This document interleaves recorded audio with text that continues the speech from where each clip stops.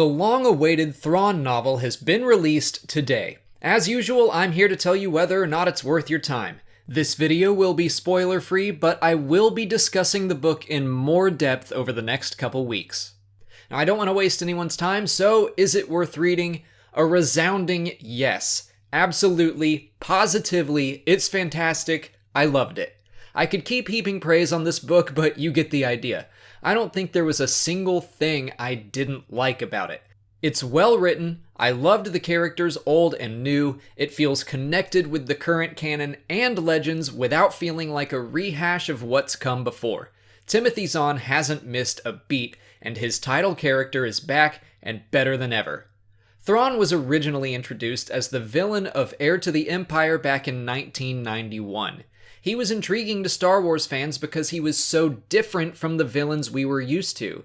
He wasn't overtly evil like Vader or the Emperor, and he was incredibly competent. The success of this book is completely dependent on that character, and Zahn nailed it. I felt like I was instantly back reading the Thrawn trilogy or Outbound Flight. He's so mysterious and charming, I think I might have a man crush on him. I also think he might be the best he's ever been here, partly just because we get so much of him. It's not like the Thrawn trilogy where our time is split between Luke, Leia, Han, and Thrawn. This is Thrawn's book, so we get more insight into him. We get inner monologues that show some of his deductions and interpretations of body language. But beyond just getting more time with him, he's more relatable. In his original stories, he was a borderline superhero. The deductions he made were sometimes a little too much. I think that had already been corrected by the time of the novel Outbound Flight, but in Thrawn, the balance is just right. He's incredibly smart, but when explained, his logic makes perfect sense without being too coincidental. On top of that, he's a character with flaws and weaknesses. Speaking of striking the right balance, Thrawn's reintroduction to Star Wars made me realize some of the difficulties that can arise when putting a Legends character into the canon. As fans, we want to see other aspects of their histories brought into the canon as well, but at the same time it's dangerous for authors to go too far in that direction, or else the entire story becomes a retread, which is the main problem with The Force Awakens. There has to be a balance. Again, I think Zahn handled it well. There are familiar elements, but they're sprinkled throughout. There are enough to make us nerd out, but not so many that it's over the top. I will say that the first 2 chapters or so are taken almost verbatim from the Legends short story Mist Encounter, but after that, references are much more sporadic. I mentioned that Thrawn is more relatable in this story, but that's also true for the Empire as a whole. The entire book follows one of 3 Imperial characters, mostly Thrawn and his aide Eli, and Orinda Pryce. I've said before that the new canon is doing a very good job at showing the Imperial side of things with stories like Lost Stars, or Rebels episodes like Through Imperial Eyes. Thrawn is no different. I'm normally a Rebel fanboy, but I was instantly pulled into rooting for the Empire.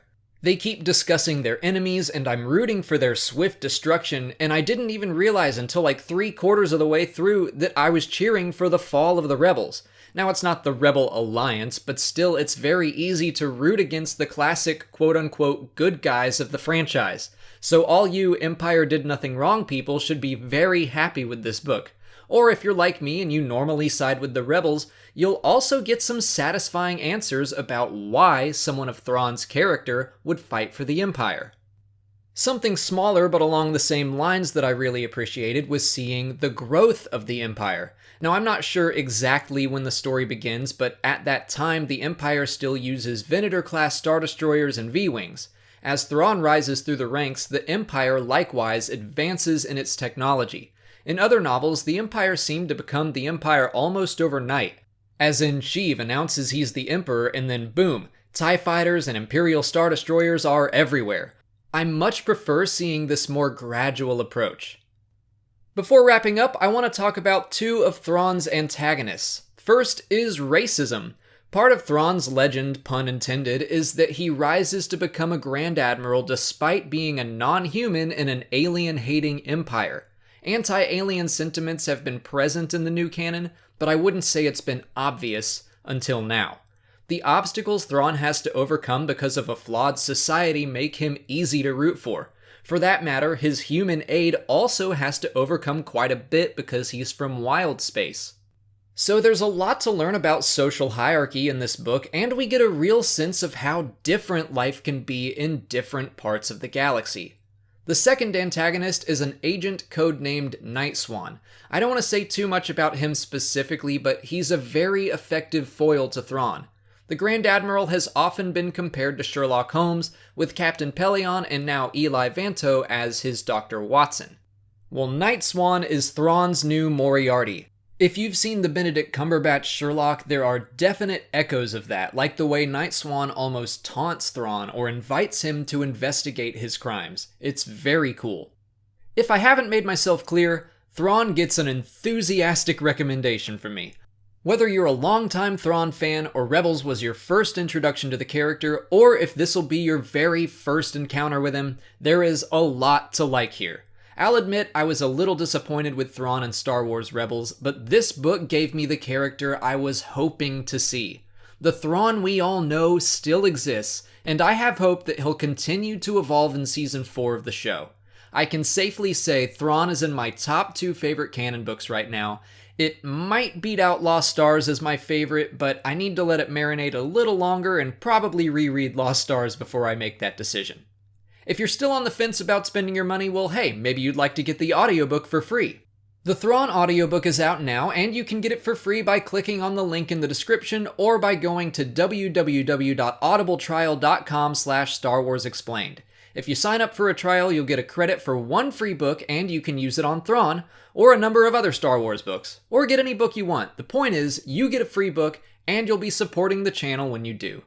But that's it for today. As you guys finish the book, I would love to hear your thoughts on it in the comments.